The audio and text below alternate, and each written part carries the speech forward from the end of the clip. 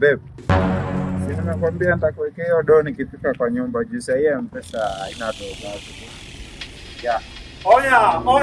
Oya. Usikie ubaridi. Hiyo ni chuma mzee. Sawa? Ukiendelea kumove, piga kichwa na pasua inakuwa unga. Sawa. Basi hiyo unga inakuwa maji. Nipatie kwanza hii. Pata simu mama atakupigia baadaye. Imeenda. Na bro hebu piga magoti. Go down man. Go down. Faster. Na usiangalie nyuma. Uko na saa ya iPhone.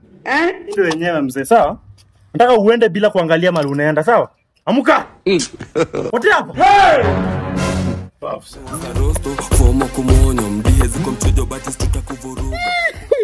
Kazi nalipa. Hata sina bunduki rini.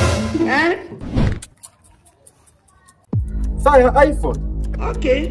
Huku niko na simu ya iPhone. Hey. Si mwenyewe inapigwa tena?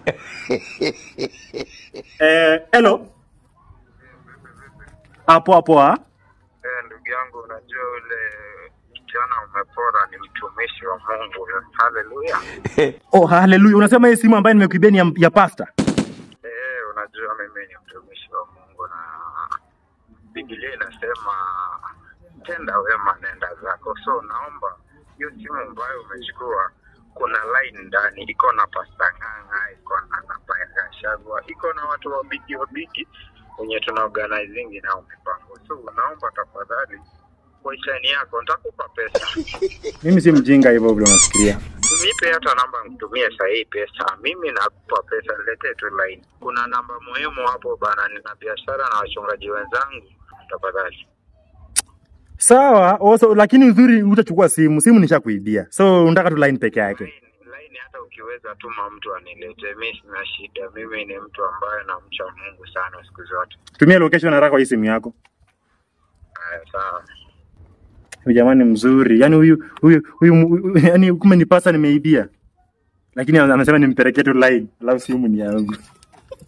Ndio yenyewe sasa hivi. Few moments later. Kasongo yeye. Oi. Ni hapa?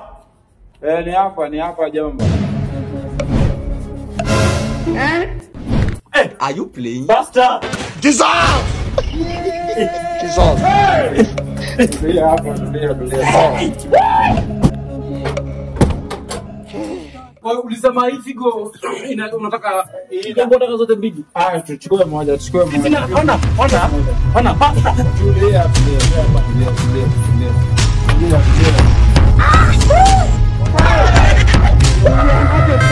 Yeah.